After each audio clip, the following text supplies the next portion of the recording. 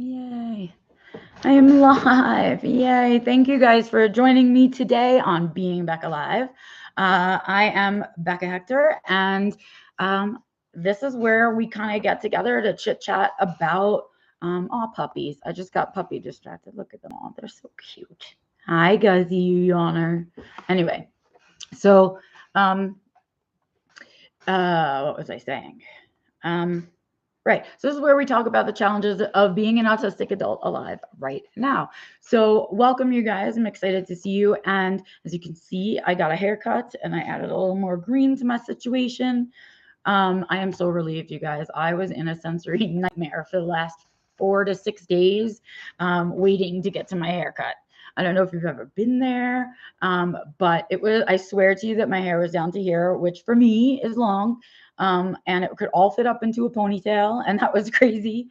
And I really was like unhappy for the last whatever. So unhappy that I was like, don't even just trim it. Like, I want to go to like summer length already. So I cut it all short, and it's still straight and pretty and whatnot from being there yesterday. Shout out to Jessie, who is my awesome and amazing hairstylist, who just gets me and we vibe each other. And I'm grateful for that because I live in a little tiny town. What are the chances? And that nonsense. So I did that for myself yesterday, and I'm just so like sensorily relieved at this moment. And so I'm in a pretty good mood about that. A little bit of an update in terms of recovery from burnout. I don't know if you can tell, but excuse me, get my water. Excuse me. But thank you, Ross. I appreciate it. And so I am on, don't jinx yourself, the other side of burnout recovery, I do believe. I have started waking up with energy to face the day and not crashing at like 3 o'clock in the afternoon after doing two things. So that's where I'm at in terms of my burnout recovery. I have had like, I don't know, it started on Sunday-ish. And then, yeah, really on Sunday. And then, I had the vet's office on Monday and everything. And I just was like, yes, it's Monday. Here we go. We're going to go and do this. And I mean, back to my old self. So I guess like physically, in terms of my potassium and all of the stuff that was physically not okay with me, all of that stuff is finally kind of catching up. While taking the potassium supplements and all that stuff is catching up. We also have started to extend our sunlight hours here in Colorado, and the first hummingbirds have begun to arrive. And I guess my brain and body know that. And so that, right, I think I'm finally healed from like the what is it called now? I forget what the official name is. Seasonal depression, seasonal affective disorder. That's what it's called. And then, it took me a little bit longer than February to recover, obviously, this year because I got hit with burnout at the same time, which blew chunks, you guys. The kinds of chunks that it blew, I cannot even tell you. Hey, Bernard. So I think all of the self-care that I did and all of the attempts and hard work on self-kindness and being okay with needing to recover and clearing my schedule and reprioritizing and all of that shit that I did has finally kicked in. And I feel like, when you have like the flu and you're like, I'm sick, I'm miserable. And then one day you wake up and you're like, oh, what? I think I'm starting to feel better, like that. And you're like, I'm not so pukey. I think I might be hungry, like that. That's how I started to feel on Sunday. And it's just been right. So here's the takeaway for you guys. If you watched it and you watched all the videos and you watched me tank into burnout and you watched me pick myself up out of it, right? There's information for you in there because as you can see, it works, right? And so this might be, and I think I'm going to give myself credit for it, the quickest recovery I've ever made from burnout. And I am really proud of that. That means that the tools that I was using and the way that I was using them is working, which is like, neurotypicals couldn't understand, and autistics that were diagnosed at a young age could not understand what it is like to struggle and suffer with things like burnout and sensory overload and all of that, and not have the language to talk about it, not have the ability to be kind to yourself about it, and not know what the fuck to do about it. And so this is very empowering. This was a very empowering cycle of burnout for me. And I hope that you guys will reap some benefits from that. And that is that. But, oh, look, I just made a big old mess back there. That's not what I want to talk about today. What? You don't want to talk about your burnout and your burnout recovery today, Becca? That's all we've talked about for weeks and weeks and weeks. No, I don't. I do not. I live in Colorado, and today is a very special day for a lot of us who moved to Colorado for a very particular reason. Though this is just one of my reasons. It is officially April 20th, or 420 day.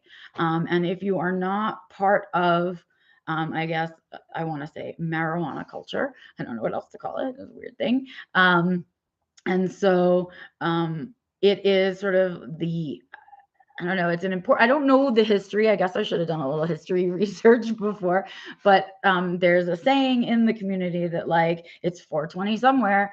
And so that's like the same thing as people who drink it, or like it's 5 o'clock somewhere, right? And so 420 is like the official, like your joint time or whatever within marijuana culture. And so on April 20th, which is also 420, it's a kind of a celebration day for people. And some people make it a silly celebration day, just like it's like I'm going to equate it with St. Patrick's Day, which it's history and whatnot behind it, and all of that aside, the way that St. Patrick's Day gets celebrated falls into two categories. There are people who are like, excuse to drink, right? And then there are other people who are like, yeah, man, we've worked really hard to have marijuana legalized, to show people there are benefits of it, to get rid of the stigma surrounding it, to do a lot of stuff. And so there's another political, moral, ethical, social component to 420 day, aside from the whole, oh, let's get stoned, right? Group of people that celebrate it that way. So I wanted to do my own 420 episode. And CV, I know you're probably not watching live because I know where you're at kind of in your spoonage. But I know you will also catch up. So I want to say I am semi-dedicating this episode to you. It's also for me and all of the other autistics who have found the benefits of marijuana in our lives. And so I was told very, in a very special way, that the stuff that I do and the way that I'm open and authentic about the way that I live my life has inspired other people to consider the benefits of marijuana. So on 420 day, I want to talk about that, and I want to talk about it honestly, right? Here's the deal. I have been on a shit ton of medications my entire life. I think I started being medicated for things when I was about, I think 9. I think 9 was the first time that they began to medicate me for my things, right? And so I was medicated for depression, and I've been medicated for anxiety, and I've been medicated for social anxiety, and I've been medicated for manic depression, and I've been medicated for a whole bunch of things. So from the time that my poor little brain was 9 years old until the time that I said, F this shit, it's not working, at 24, right? 9 to 24. I'm not gonna be able to do that math. 15 years maybe. Did I get that right? I hope so, math people. If not, forgive me, dyscalculia. But my poor little developing autistic brain was poisoned with medications that it didn't need. I don't know how else to talk about it. By the time I actually needed medication for depression, I was well into my 30s, 20s, 30s, right? And by then, the medical community had medicated me so much for things that I didn't need to be medicated for, that I didn't believe in medication. I didn't believe that there was something out there that could actually help or work. Okay. So that is my history with prescription medication. And I also want to add to that, I had been over medicated for what I now know to be sensory overload headaches, right? That feel almost identical to migraines. Some of us still call them migraines when we get them because other people understand what that means. But I was medicated for chronic migraine from the time that I was about 9, 10 years old, also until, right, I want to say 2015 or so. Well, because I got diagnosed in 2012, and it took me 3 years to figure out that my migraines weren't true migraines, or at least some of them, right? I get maybe one a month or something like that when I'm stressed, a couple more. But most of the headaches I was experiencing were sensory overload headaches, right? And I was being medicated for that. And I dare you to look at the kinds of medications that we were giving people for migraine back in the 80s and 90s. Dare you. And that's what was going on in here. And this brain, right? Right. This is your brain on drugs. We see that big skillet. This is your brain on drugs, frying eggs, right? My brain was on those frying eggs from doctors, right? For decades. Okay. My developing brain. I will never know the potential that my autistic brain had, the true potential that my autistic brain had, because I don't know what those medications did to my developing brain, what connections it broke, what connections it made, what chemicals it's affected for the rest of my life that should be naturally created, right? All of that stuff. I won't know that ever, ever. And so as we begin our conversation about pot, marijuana, I don't know, Mary Jane, whatever the hell you want to call it, right? Cannabis, right, is now the way to say it, so that we're not talking about a recreational drug, right? We say cannabis now, cannabis science and all of that. But what I want us to understand is the way that we think about marijuana is the way that we should have been thinking about and should be thinking about some of the mental health medications that we give out so freely. A lot of the things I was given were addictive. A lot of the things that I was given were things that altered my perception of reality. So things that affected my sleeping and dreaming and how I could function out in the world. My coordination, all kinds of other things like that, right? And so we're not talking about lightweight medicine, right? That we're giving a 9-year-old, that we still give children for ADHD, some things, right?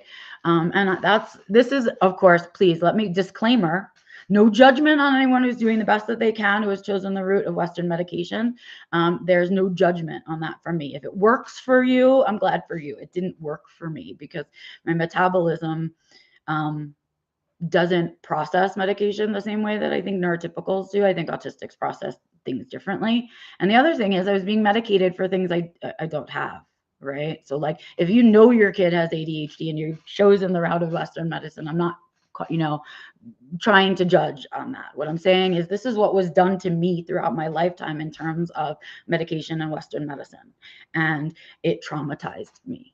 And that entire time I knew better. And that's what I want to talk about. I want to talk about how I knew when I was taking those medicines that they weren't working and they made me feel like shit.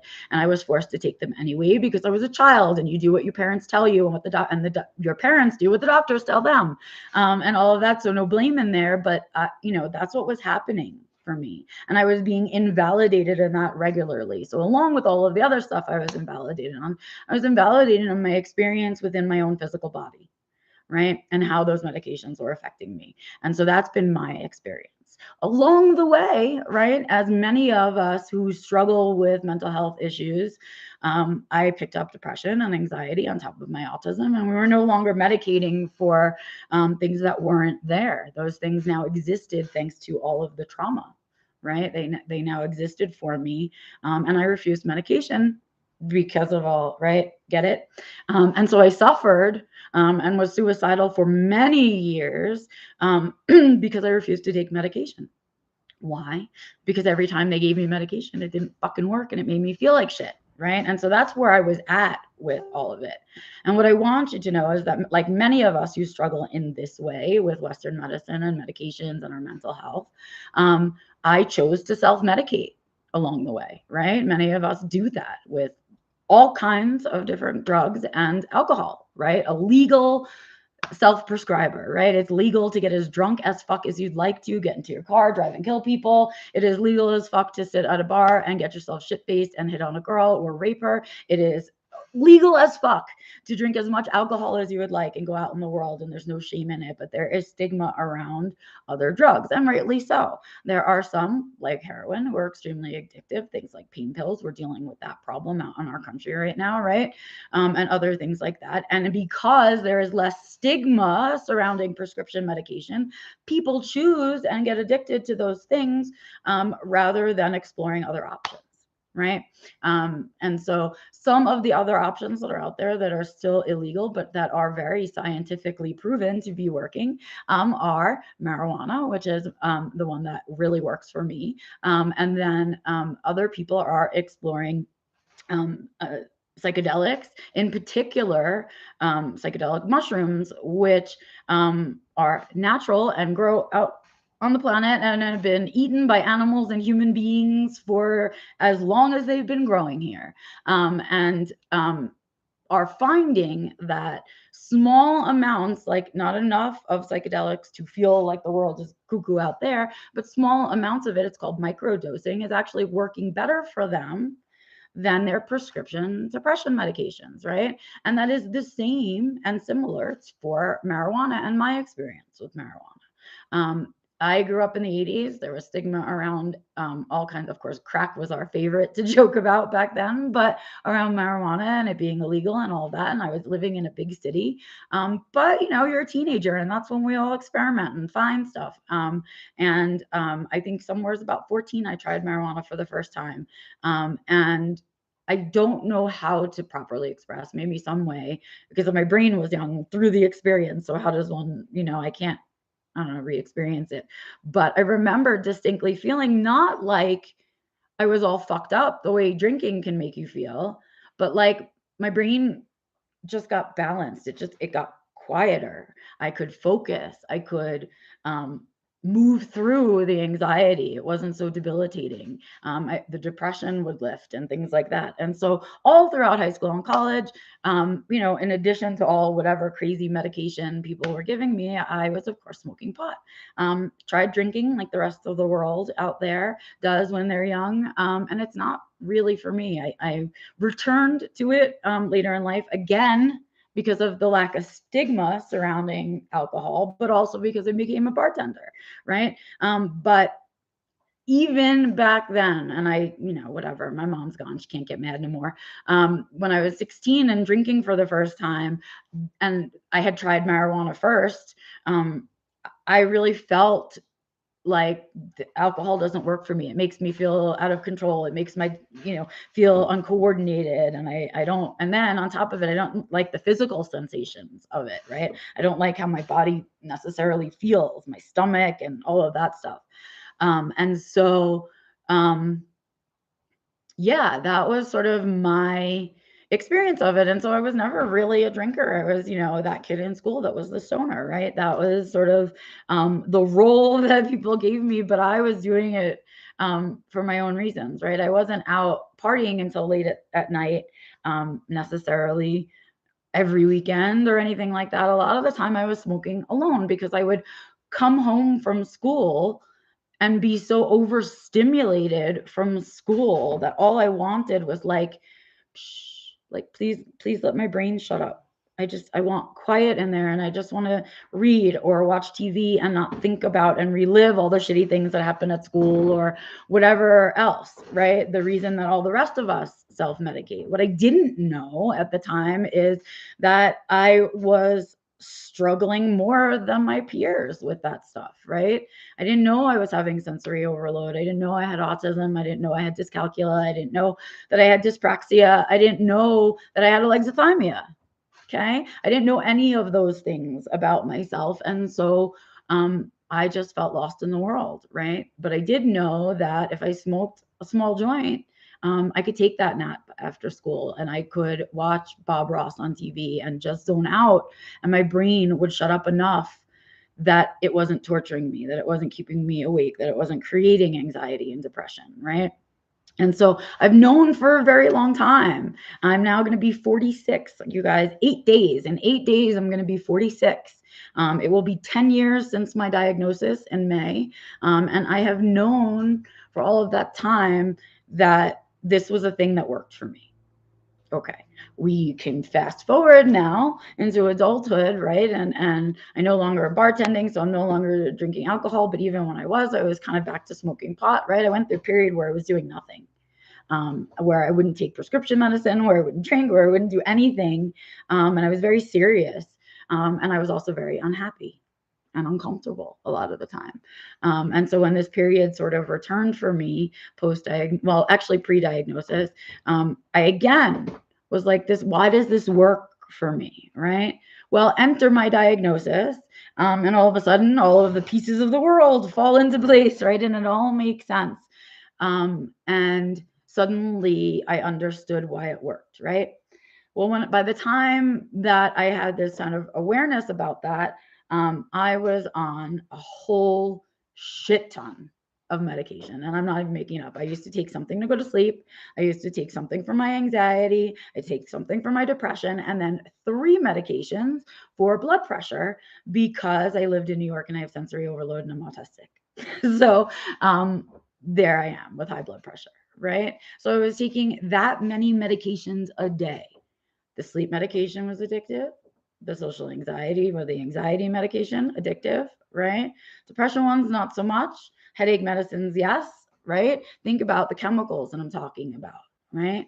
And so part of when I started to create the life that I want to live was I don't want to be on all of these medications. Instead, I want to create a life where I don't feel anxious and depressed and all of these things. And maybe a healthier life with less things like that will also lower my blood pressure, right? And I wanted to approach it that way instead, and I did. Right. And so as I've created this life, right, part of the choosing was like, listen, I don't want to be on those medications. And here's why: they fuck up my kidneys, they fuck up my liver, they hurt my stomach, right? And they're unnatural chemicals. They're made in a lab. They replicate our natural chemicals, and that doesn't work for my body because it processes shit differently. So like it didn't work for me. And so part of this creating of the life that I want to live was like, I don't want to be on all of these addictive medications. I want my life to suit me so much that I can fall asleep at night by myself. Do you understand? That I don't need to do that.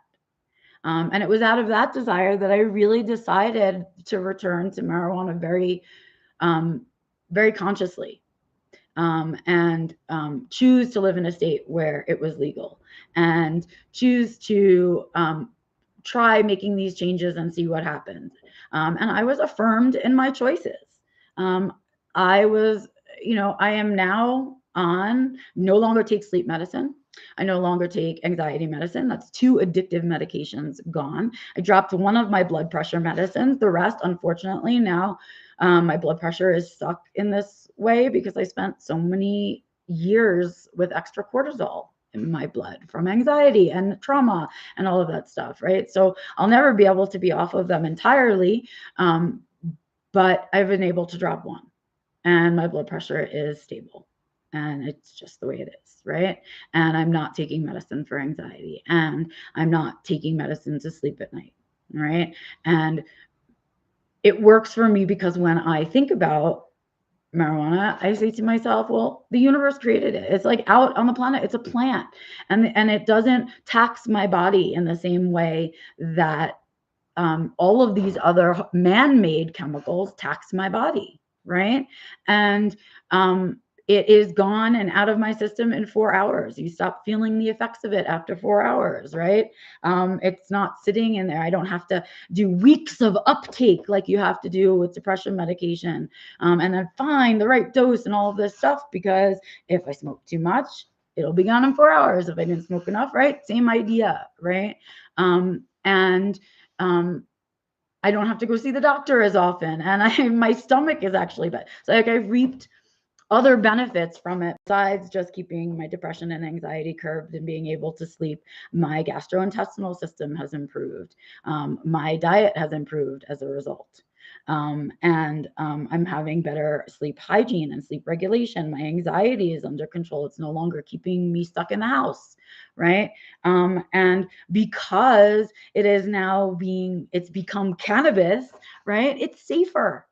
It's actually it has to be grown to standards, and there's competition, so people are having to grow the best that they can, right? It's like a regular marketplace now, and so there are choices. I don't just have to buy a dime bag from that kid in high school and hope that it's not laced with something or whatever, right? And I don't have to go smoke it in some garage or behind some building anywhere, and all of that stuff. And I also can there's now, like, which blows my mind, endless ways in which to intake it. Anything from oils that go under your tongue, to patches you can put on your skin, to gummies you can eat, to vapes, to the actual flower itself. I mean, it's crazy. Concentrates, all of that. And so many different strains that we now understand why they work in the plant, and you can choose ones that work better for you. It's like insane, right?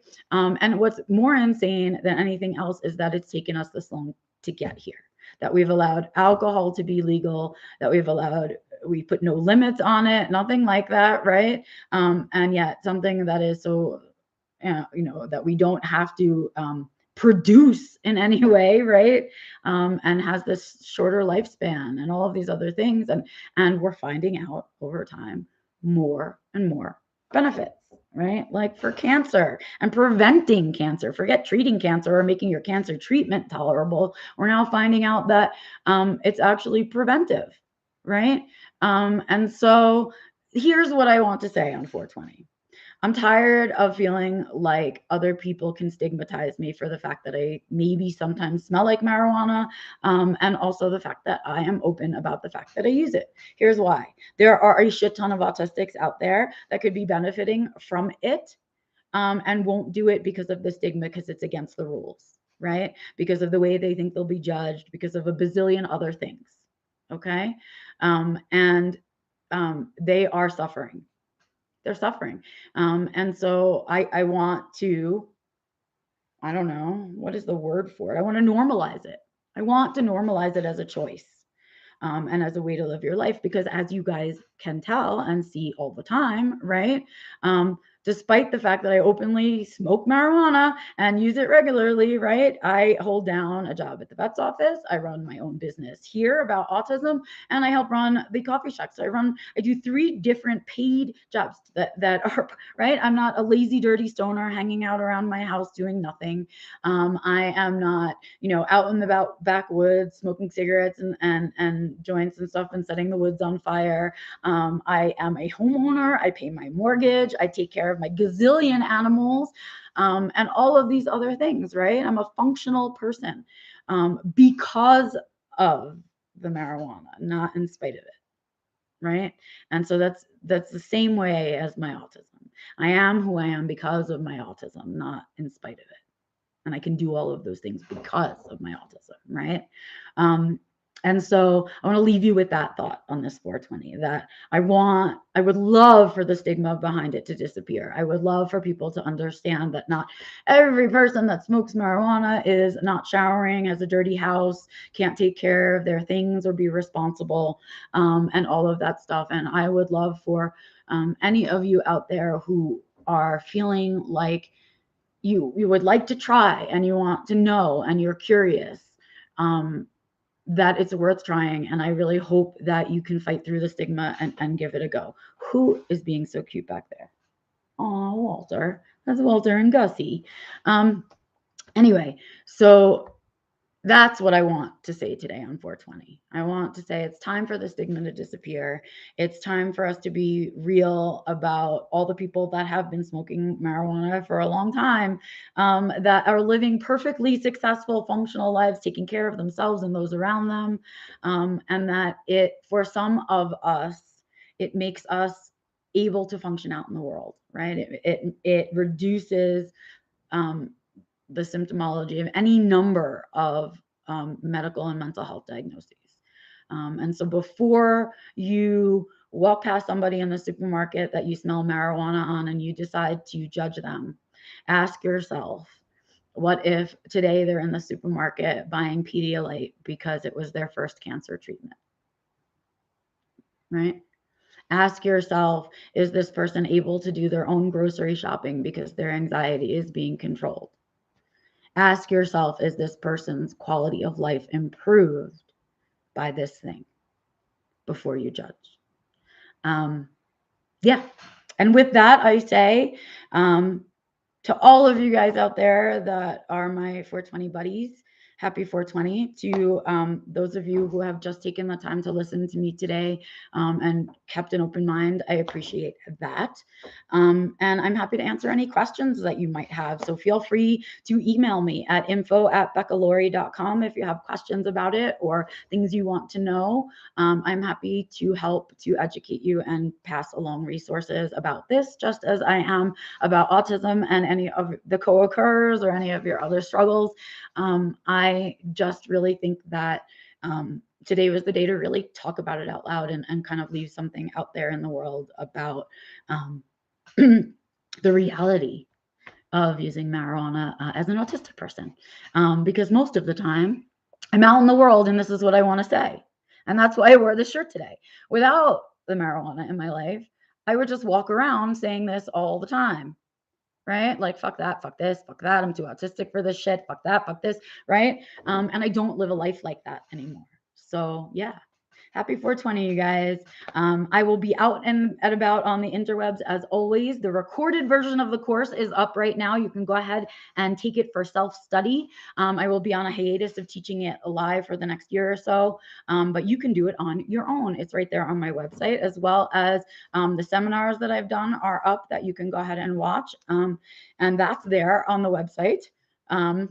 With my writing and my social media and all of that stuff, and my contact page, which you can use if you don't feel like writing down the email. All of the links to my website, my email address, all of that stuff is down below in your description.